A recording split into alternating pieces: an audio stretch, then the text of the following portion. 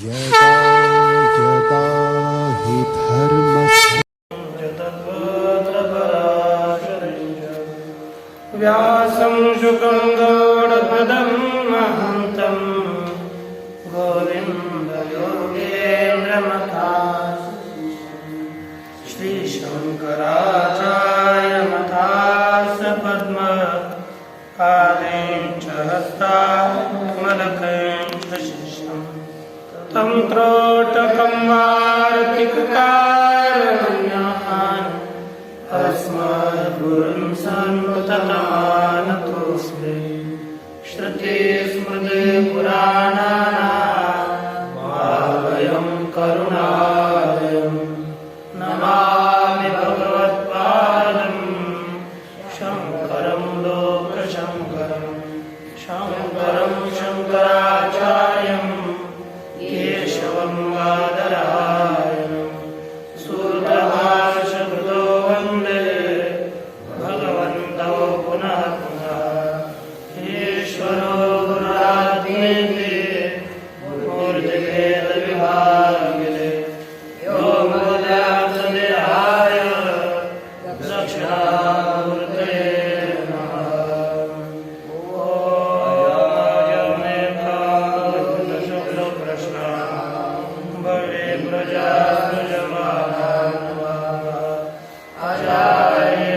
आचार्येताजुषमाणां भजन्ते यातेनां भुक्तभोगा नमस्कार कपिलाय महामुनये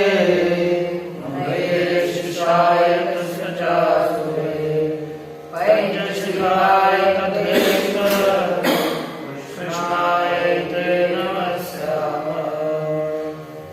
दुःखत्रयाभिवादा जिज्ञासा तदुपादेयो दृष्टिः सा वार्ता चेन् नयनान्तात्यन्ततो भावात्।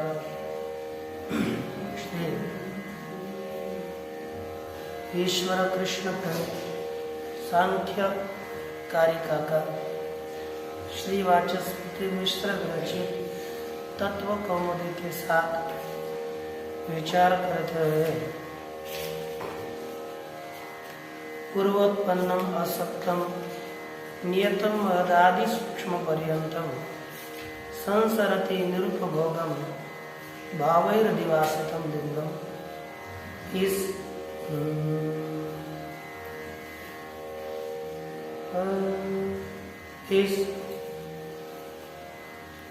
कारिका का हमारा विचार प्रचलित है। इस कारिका में ये देखा पूर्वोत्पन्नम अर्थात सर्ग के आदि में इसकी उत्पत्ति हो चुकी है। अव्याहतम असक्तम अर्थात शिला में भी यह इसका प्रवेश होता है। नियतम और नित्य महदादि सूक्ष्म पर्यंत मद तत्व से लेकर सूक्ष्म जितना भी है यह ऐसा शरीर है, सूक्ष्म लिंग है और निरुपभोग भाव ही अधिवासित है। धर्माधर्म इत्यादि भावों के द्वारा आश्रित यह युक्त यह लिंग है ऐसे बताया गया। तत्पश्चात सूक्ष्म शरीर में प्रमाणों का निरूपण करने के लिए अब शंका पूर्वक उत्तर देंगे। कहते हैं स्यादेत बुद्धिरेव साहंकारेन्द्रिया कस्मान् न संसरति कृतं सूक्ष्म शरीरेण अप्रामाणिकेन इत्यत आह। कहते हैं बुद्धिरेव साहंकारेन्द्रिया कस्मात् न संसरति।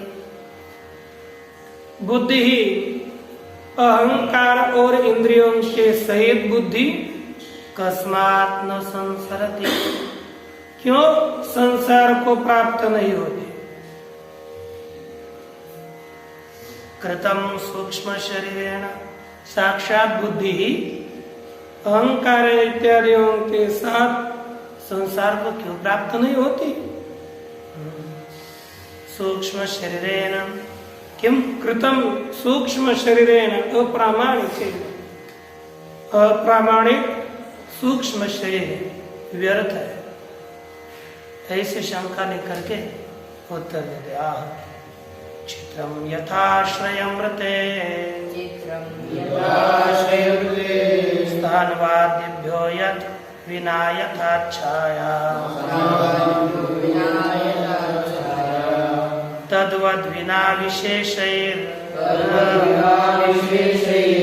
तद्वद्विना न शेषैर्न तिष्ठति निराश्रयं लिंगम। का जैसे यथा आश्रयं मृते चित्रं न तिष्ठति, यथा स्थानवादिभ्यो विना छाया न तिष्ठति,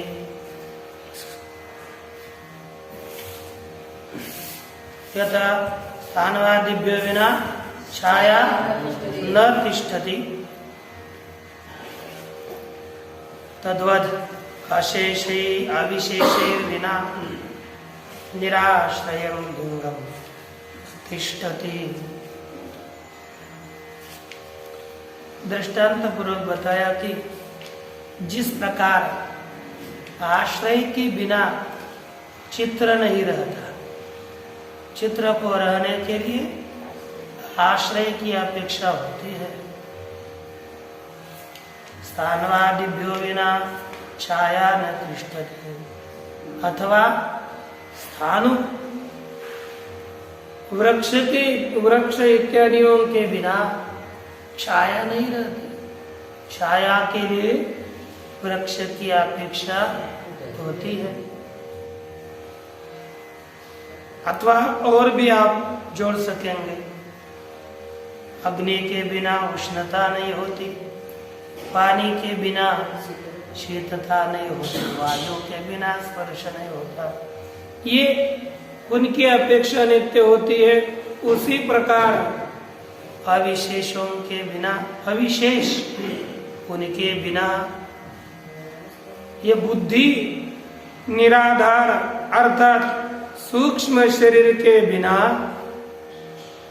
लिंग अर्थात बुद्धि निराधार नहीं रहती, और लिंग शरीर के आश्रित ही बुद्धि रहती है, उसके बिना कोई बुद्धि का अस्तित्व नहीं होता। टीका चित्रम इति लिंगनात् ज्ञापनात् बुद्ध्यादयो लिंगम। यहाँ पर लिंग शब्द से लिंगनात् अर्थात लीनम गमयति इति लिंगम, ये कहते हैं कि ज्ञापन किए जाने से यहाँ पर बुद्ध्यादि को ही लिंग कहते हैं। तत् अनाश्रयम न तिष्ठति, वह लिंग शरीर आश्रय के बिना नहीं रहता। जन्म प्रायणांतराले बुद्ध्यादय प्रत्युत्पन्न शरीराश्रिता प्रत्युत्पन्न पंचतन्मात्रवत्वे सति बुद्ध्यादित्वात् दृश्यमान शरीर वृत्ति बुद्ध्यादि। यह कहते हैं कि प्रायणम अर्थात मृत्यु, जन्म अर्थात जन्म, जन्म और मृत्यु के बीच में बुद्धि इत्यादि किसमें रहती है? बुद्ध्यादय प्रत्युत्पन्न शरीराश्रिता, अर्थात प्रत्येक देह के लिए, प्रत्येक देह में अलग अलग शरीरादि होते हैं, उन शरीरादियों के आश्रय से ही रहते हैं। अर्थात बीच में मृत्यु, जन्म और मृत्यु के बीच में जो शरीर है, उस प्रत्येक आत्मा के विषय में प्रत्येक शरीर के आश्रित या बुद्ध्यादिक रहते हैं। प्रत्युत्पन्न पंचतन्मात्रवत्वे सति बुद्ध्यादित्वात्। यहाँ पर जन्म प्रायणांतराले बुद्ध्यादयः ये पक्ष होगा। प्रत्युत्पन्न शरीराश्रिता ये साध्य शरीराश्रितत्वम साध्य और प्रत्युत्पन्न पंचतन मात्रवत्वे सति बुद्ध्यादित्वात् यह हेतु है। और दृश्यमान शरीर वृत्ति बुद्ध्यादिवत यह दृष्टांत है। जैसे दृश्यमान देखा जाने वाली जो शरीर, उस शरीर में रहने वाले बुद्धियादियों की तरह जितने भी बुद्धियादि हैं वे सब उत्पन्न हुए शरीर के आश्रित ही है। क्यों कहते पंच प्रत्युत्पन्न पंचतन्मात्रवत्वे सति बुद्ध्यादित्वा। हेतु दिया कि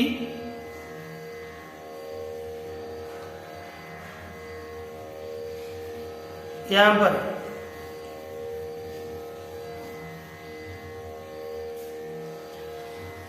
प्रत्युत्पन्न जो उत्पन्न हुए पंचतन मात्रा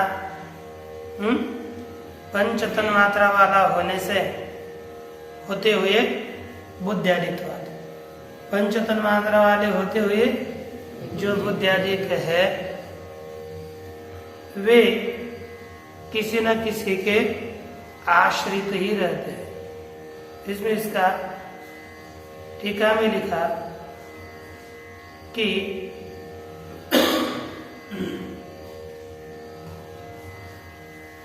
जन्म मरणयोः मध्य काले प्रत्येक शरीरे बुद्ध्यादयः समाश्रिताः सन्तः तिष्ठन्ते, उनके आश्रय करके ही रहते हैं।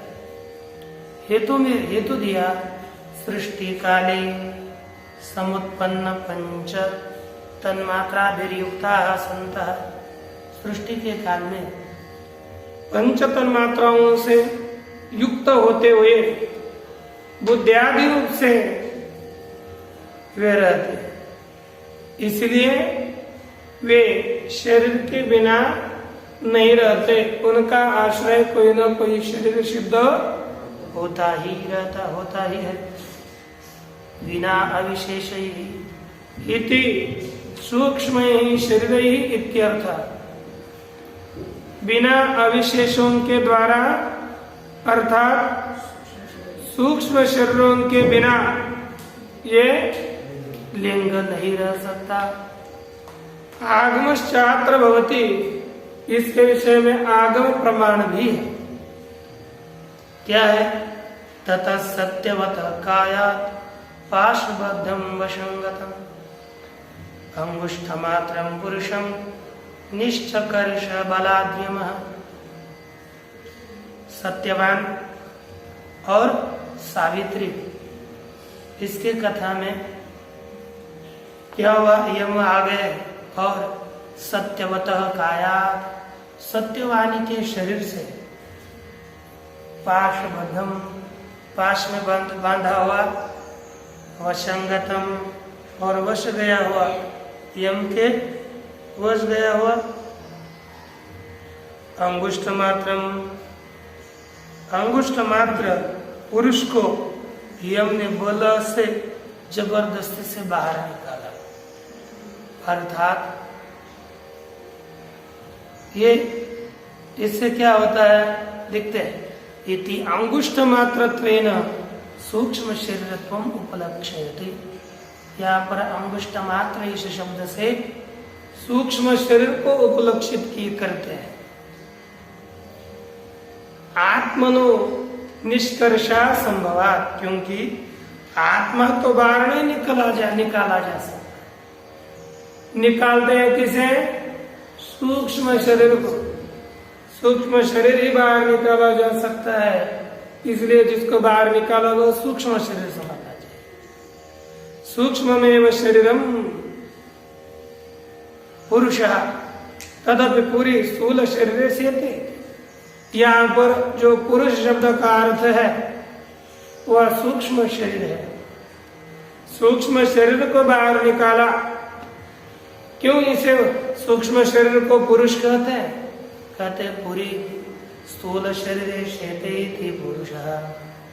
पूर्व में अर्थात स्थूल शरीर में सोता है, रहता है, इसलिए इसे पुरुष कहा जाता है।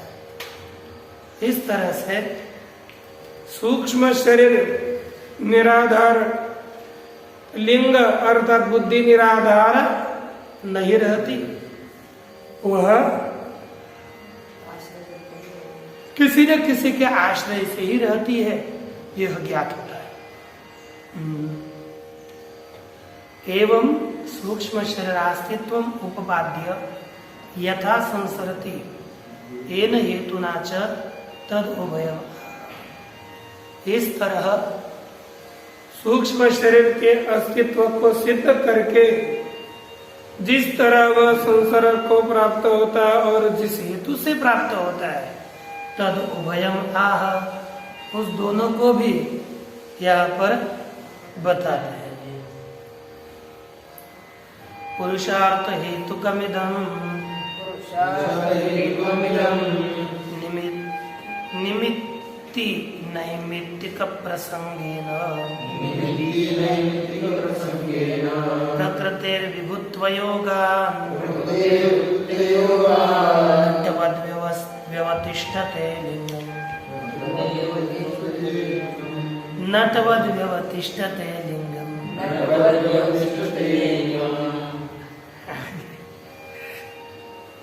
देखो पहले पढ़ कर नहीं आते ना, नहीं ना,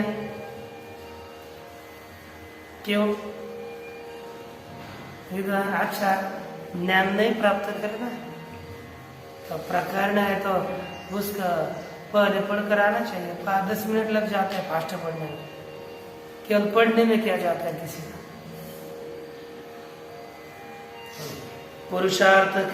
पुरुषार्थ हेतुकम इदम लिंगम, तथा यह लिंग शरीर पुरुषार्थ, पुरुष अर्थात आत्मा, उस आत्मा का अर्थ प्रयोजन कौन? भोग और अपवर्ग, वही हेतु है जिस लिंग का। अर्थात पुरुषार्थ हेतु वाला ही यह लिंग शरीर है। यह लिंग शरीर पुरुषार्थ के लिए प्रवृत्त होता है, पुरुषार्थ हेतु वाला यह लिंग शरीर है। नित्य नैमित्तिक प्रसंगेन, यह लिंग शरीर किस प्रसंग से, किस हेतु से प्रवृत्त होता है? कहते हैं नित्य नैमित्तिक। नित्य अर्थात धर्माधर्म इत्यादि भाव पदार्थ, नैमित्तिक अर्थात स्थूल शरीर इत्यादि, इन सभी के व्यापार से यह लिंग शरीर प्रवृत्त होता है। प्रकृतिर्विभुत्वयोगात्, प्रकृति है, प्रकृति के व्यापकत्व होने से नटवत व्यवस्थिष्ठते, यह लिंग शरीर संसरति, संसार को प्राप्त होता है। कब तक प्राप्त होता है? कहते हैं नटवद व्यवतिष्ठते लिंगम, जब तक मोक्ष काल पर्यंत तक यह नाटकधारी पुरुष के तरह यह नित्य रहता है, स्थित रहता है, नटवत है ना। आगे देख लीजिए, पुरुषार्थ हेतुकम इति, अर्थात ये लिंग शरीर किसके द्वारा प्रवृत्त होता है? पुरुषार्थ हेतुना, पुरुषार्थेन हेतुना प्रयुक्तम इत्यर्थ। पुरुषार्थ के हेतु से यह प्रयुक्त, प्रेरित, यह प्रवर्तित यह लिंग शरीर है। निमित्तम, किस निमित्त से? इनके कारण प्रवृत्त होता है। निमित्त क्या है? का धर्मादि। नैमित्तिकम, तेषु तेषु निकायेषु यथा यथम षाट्कौशिक शरीर ग्रह। उन देहों में अब अलग अलग होता है, सब योनियों में अलग अलग देह प्राप्त होगा। इसलिए तेषु तेषु निकायेषु उस योनियों के देहों में यथा यथम यथा योग्य षाट्कौशिक शरीर ग्रह स्थूल शरीर की प्राप्ति, वही धर्मादि निमित्त प्रभव, क्योंकि वह शरीर धर्माधर्म के निमित्त से ही उत्पन्न होता है। पुण्य पाप इनके कारण ही स्थूल शरीर की उत्पत्ति होती है। ऐसा धर्मादि निमित्त उत्पन्न हुआ वह शरीर एक, और धर्मादि शरीर को कहेंगे नैमित्तिक, निमित्त से उत्पन्न हुआ उसे कहते हैं नैमित्तिक, और धर्मादियों को कहेंगे निमित्त। निमित्तञ्च नैमित्तिकञ्च इति निमित्त नैमित्तिके तयोः यह प्रसंग, उन दोनों में जो प्रसंगार्थात प्रसक्ति आसक्ति तेन नटवद व्यवतिष्ठते लिंगम, उसके कारण नट की तरह यह लिंग शरीर सूक्ष्म शरीर स्थित रहता है। यथा ही नट ताम ताम भूमिकाम विधाय परशुरामो वा अजात शत्रुर्वा वत्सराजो वा भवति।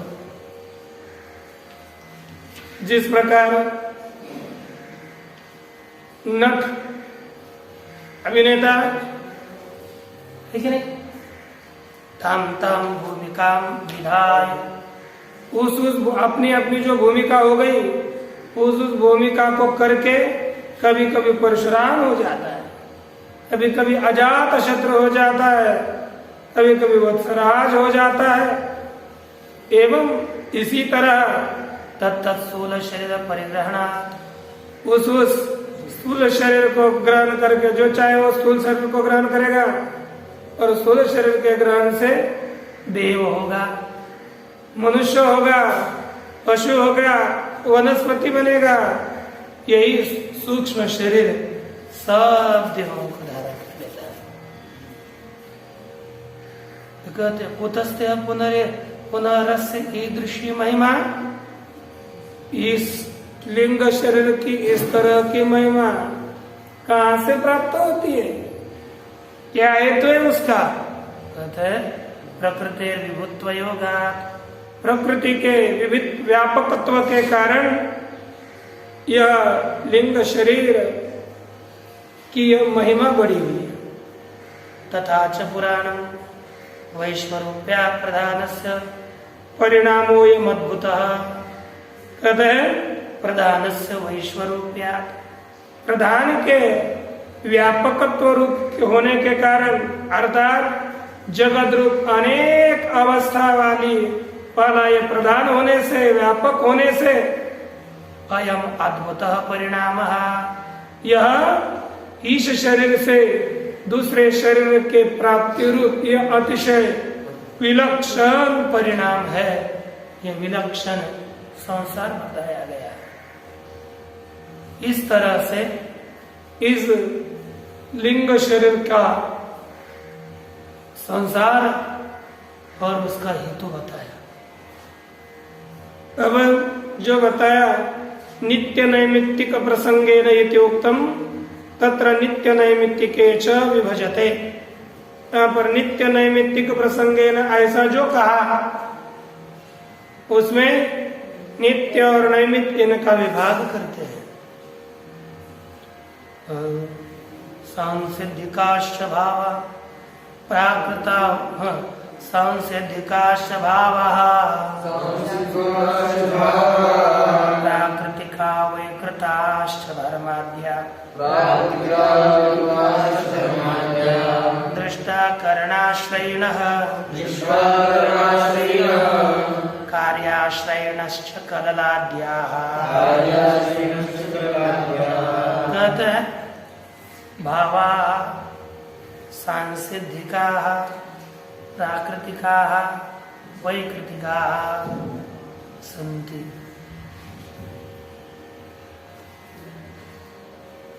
ठीक। धर्माद्यः कर्णाश्रयेण दृष्टा कललाद्याः च कार्याश्रयेण। अर्थ भावाः सांसिद्धिकाः कहते भाव पदार्थ तीन प्रकार के होते हैं। एक सांसिद्धिकाः प्राकृतिकाः वैकृताः वैकृताश्च भावाः भवन्ति। सांसिद्धिक अर्थात स्वभाव, प्राकृतिक प्रकृतिजन्य, वैकृतिक विकारजन्य ऐसे पदार्थ है। धर्माद्य कर्णाश्रयेण दृष्टा धर्म इत्यादि ये कर्ण के आश्रय रहते ये देखा गया। कार्याश्रयणश्च कललाद्याः और कलल इत्यादि कार्य के आश्रित देखे गए। धर्म इत्यादि कर्णाश्रय देखे गए हैं और कलल इत्यादि कार्याश्रय देखे गए हैं। बुलबुल इत्यादि बुड़बुड़ा आगे देख लीजिए। सांसिद्धिकाश्च इति वैकृताः नैमित्तिकाः पुरुषस्य जातस्योत्तर काल देवताराधनादिना उत्पन्नाः।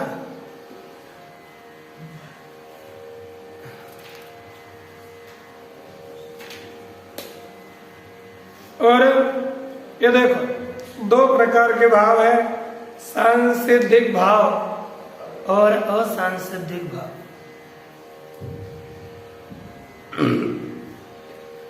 वैकृत का अर्धक नैमित्तिका, वैकृता किसी निमित्त से उत्पन्न हुए उनको कहते हैं वैकृत। पुरुषस्य जातस्य उत्तर काल देवताराधनादिना उत्पन्न। पुरुष उत्पन्न हो गया पहले, फिर उसने उत्पत्ति के बाद जन्म के बाद काल देवता इत्यादियों की आराधना की, पूजा की। उसके कारण जो भाव पदार्थ प्राप्त होते हैं वे वैकृतिक है ना, वैकृत भाव है। जैसे कोई आराधना करेगा तो बहुत कुछ प्राप्त करोगे, ये सब वैकृत है। प्राकृतिक कौन से है? प्राकृतिका स्वाभाविका भावा सांसिद्धिका। प्राकृतिक अर्थात स्वाभाविक।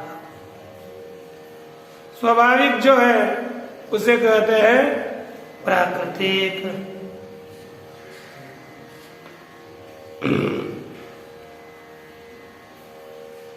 कोई सांसिद्धिक है। कौन सा है? सांसिद्धिक है। तथा ही सर्गादो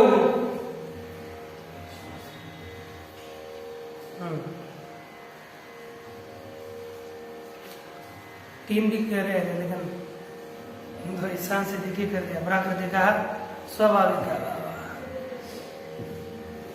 सांसिद्धिका तथा ही सर्गादो आदि विद्वान भगवान कपिल महामुनिर धर्म ज्ञान वैराग्य ऐश्वर्य संपन्न प्रादुर्भव इति स्मरते।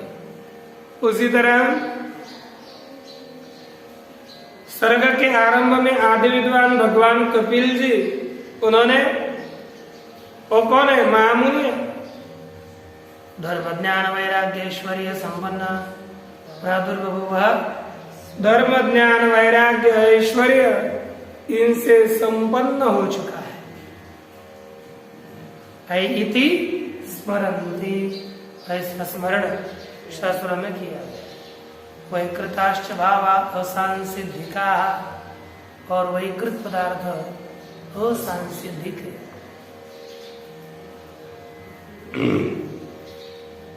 और प्राकृत पदार्थ सांसिद्धिक हो गए। इससे ये उपायानुष्ठान उत्पन्न आते वही कृता, जो उपाय के अनुष्ठान से उत्पन्न हो चुके हैं उन्हें वही कृत कहते हैं। यथा प्राचेतस प्रवृत्ति नाम महर्षि नाम, जिस तरह प्राचेस इत्यादि जो महर्षि होते हैं उनमें ज्ञानादि पूर्व स्मरणादि ये किससे बाद में साधना करके प्राप्त हो चुके। वाल्मीकि उनको भी जो ज्ञान प्राप्त हुआ जन्मता थोड़ी था, नारद जी के उपदेश के बाद उन्होंने साधना करे, साधना के पश्चात वह संपूर्ण प्राप्त हुआ। इसलिए एवं अधर्माज्ञान वैराग्यान ऐश्वर्यानि अपि कहते हैं, इसी तरह अधर्म अज्ञान अवैराग्य अनैश्वर्य इत्यादि भी ये सभी वैकृत है। एते कुत्र दृष्टा, कहते जो धर्म है वो कहाँ देखे गए? कहते आह कर्णाश्रयिणः, ये सब धर्म कर्ण के आश्रय होते हैं। कर्णम बुद्धि तत्व, कर्ण अर्थात बुद्धि तत्व, उसके आश्रित ये सब कर्ण हुआ करते हैं। कार्यम शरीरम तदाश्रयिणः, कहते हैं कर्ण बुद्धि तत्व है, कार्य शरीर है, उनके आश्रित ये सब विकार रहते हैं। कलल बुद्बुद मांसपेशी करकांडाद्यंग प्रत्यंग प्रत्युहा, ये सब कैसे है? देखो कलल जानते, शुरुआत में जब ये क्या होता है, बुद्ध स्त्री योनि में वीर्य होता है तो उसका पहला कलल बन जाता है, बोलते हैं कलल। उसके बाद उसके बुद्ध अर्थात रज और वीर्य, पहले कलल करते रज वीर्य का मिश्रण एकत्रित होगा, रज और वीर्य। उसके बाद उसे रज वीर्य से वर्तुलाकार एक बुद्ध निर्माण होगा। बुद्बुदा निर्माण बुड़बुड़ा बोलते मराठी में। उसके बाद एक ठोस ऐसी गांठ तैयार होती है। जब हम जन्म 9 महीने की उदर में होने वाली जो प्रक्रिया है उसमें ही घनीभाव गांठ तैयार होती है। फिर मांसपेशी इत्यादियों का कठिन भाग, फिर उसके बाद कठिनतर भाग, धीरे धीरे फिर हाथ पैर आने लगते हैं उस मांसपिंड को। पश्चात अंगुल इत्यादि आएंगे, फिर मिलकर सब अच्छा शरीर होता है। फिर उसमें प्राण का प्रवेश हो जाता है। ये सब कल बुद्ध मांस करंडाद्य का अंग प्रत्यंग प्रत्युहा, ये सब वैकृत भाग है। ततो निर्गत से बालस्य, उसके बाद गर्भ से बाहर आया हुआ बालक क्या होता है? फिर उसके बाल्य, कौमार, यौवन, वार्धकाली होते, वो बालक, कुमार, युवा और बूढ़ा बन जाता है। अवगतान, इस तरह से ये वैकृत का कथन भी किया। वैकृत यही असंसिद्धिक है और प्राकृत धर्मादिक वही सांसिद्धिक। और कहते आगे अवगतानि नित्य नैमित्तिकानि कथमस्य तु निमित्तस्य कथम नैमित्तिकम इत्यतः, देखा, नित्य और नैमित्तिक शब्द का अर्थ को हमने जान लिया है, लेकिन कथमस्य तो निमित्तस्य कथमन नैमित्तिकम, किस निमित्त का कौन नैमित्तिक है, अर्थात किस कारण का कौन कार्य है, इसका उत्तर देते हैं। धर्मेण गमनमूर्ध्वम् गमनमधस्तात् भवत्यधर्मेण ज्ञानेन चापवर्गो विपर्ययादिश्यते बन्धः। इतनी सुंदर अच्छी सब अर्थ के समझने के लिए कारिका है, लेकिन कंठ से करे कोई ना। अब देखो, धर्मेण गमनम ऊर्ध्वम, धर्म के द्वारा मनुष्य ऊर्ध्व लोक को जाता है। गमनम अधस्तात् तथा भवत्य धर्मेण, अधर्म के द्वारा वह नीचे किनारे की योनि में चला जाता है। ज्ञानेन चापवर्गो, ज्ञान के द्वारा मुक्ति होती है और विपर्यात अज्ञान से, विपरीत ज्ञान से बंध इष्यते है, बंध इष्ट है। चार होता है। धर्मेण गमनम ऊर्ध्वम्, द्विप्रदेक प्रवृत्तिषु लोकेषु गमनम, धर्म के द्वारा द्युलोक इत्यादि स्वर्ग आदि लोगों में जाता है। गमनमधस्तात् भवत्य धर्मेण, अधर्म के द्वारा उसका अधोलोक में गमन होता है। स्वतलादिषु लोकेषु ज्ञानेन चापवर्गः, और नीचे क्या जाएगा, स्वतलादि योनियों में और नीचे गमन कर लेता है, ज्ञान के द्वारा मुक्त होता है, अपवर्ग हो जाता है। तावदेव प्रकृतिर्भोगमारभते न यावद् विवेक ख्यातिं करोति। कहते हैं प्रकृति तब तक ही भोग को आरंभ करते हैं जब तक यह विवेक ख्याति नहीं करता। अतः विवेक ख्यात हो, और विवेक की ख्याति हो जाने पर विवेक ख्यात हो सत्य, विवेक ख्याति होने पर कृतकृत्यतया विवेक ख्यातिमंतम पुरुषम प्रति निवर्तते, विवेक ख्याति वाले पुरुष के प्रति ही क्या होता है, निवर्तते, अर्थात पुरुष के प्रति वो निवृत्त हो जाती है। पुनः यह प्रकृति भोग नहीं देती। जिसको विवेक ख्याति हो गई उससे निवृत्त हो गया। विवेक क्या यथा आहो, जिस तरह से कहते हैं विवेक ख्याति पर्यंतम ज्ञेयम प्रकृति चेष्ट, विवेक ख्याति तक ज्ञेय स्वभाव से चेष्टित होता है। जब तक विवेक ख्याति नहीं होती तब तक ये सब स्वभाव से चलता ही रहता है। सब विवेक ख्याति तक प्रकृति चेष्टितम नहीं, हम सब प्रकृति के द्वारा ये व्यापार किया गया, ऐसा समझना चाहिए। विपर्ययात अतत्वज्ञानात, विपर्यय से अर्थात अतत्वज्ञान से, तत्वज्ञान न होने से क्या होता है, ईश्वर बंध इष्ट। सच त्रिविधा, वह बंध तीन प्रकार का है, प्राकृतिक, वैकृतिक, दाक्षिणिक स्थिति। वह बंध प्राकृतिक,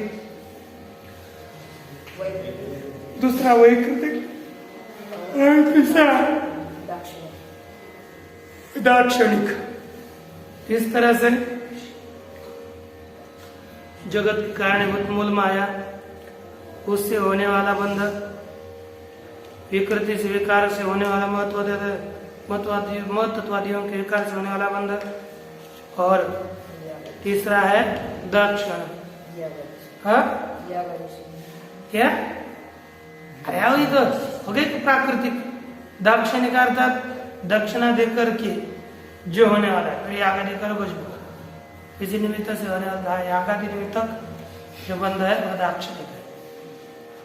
प्रकृतो आत्मज्ञानाद ये प्रकृति में उपासते, कहते कि प्रकृति में आत्मज्ञान होने से जो प्रकृति की उपासना करता है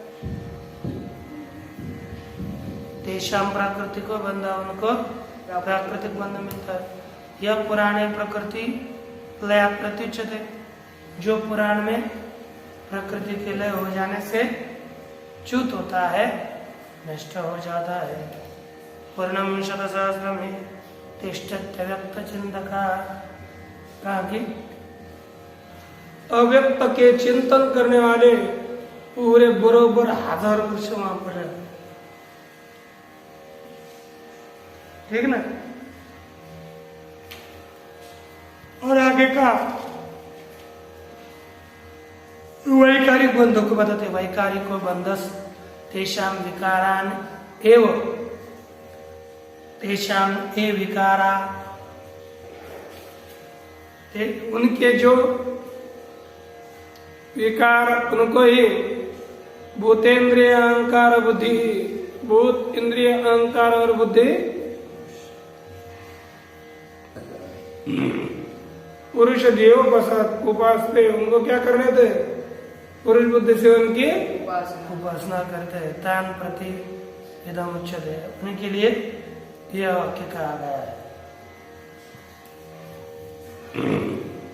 दश मन्वन्तराणि तिष्ठतीन्द्रिय चिन्तकाः भौतिकास्तु शतं पूर्णं सहस्रं त्वाभिमानिनः।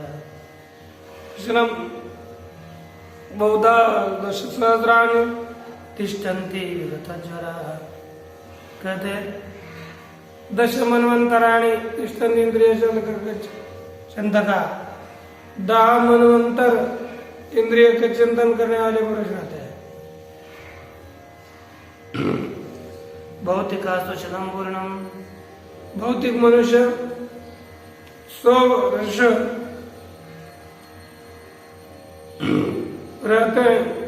सहस्रम तो अभिमानी कहा, बहुधा 10,000 बहुधा 10,000 वर्ष विगत जोर होकर रहते हैं। ते खलवमी विद्या तेषाम वैकृति को बंदे, कहते ते खलवमी विद्या, वे सब कैसे विद्या है? ऐसा वैकृति को भावा, जिनका वैकृतिक स्वभाव है, वह इष्टापूर्तेन दाक्षिण कहा, इष्टापूर्ति जो कर्म है ना वह दाक्षिण कहते हैं। पुरुष तत्वान विज्ञो इष्टापूर्तकारी, पुरुष तत्व को जिसने नहीं जान लिया, ऐसा इष्ट और पूर्त कर्म करने वाला मनुष्य कामोपहत मनाः बध्यते, कामना के द्वारा उपवाद मन वाला होकर के बद्ध हो जाता है। इस तरह से इस श्लोक के कारिका का भी विचार किया गया। ओम पूर्णमदः पूर्णमिदं पूर्णात्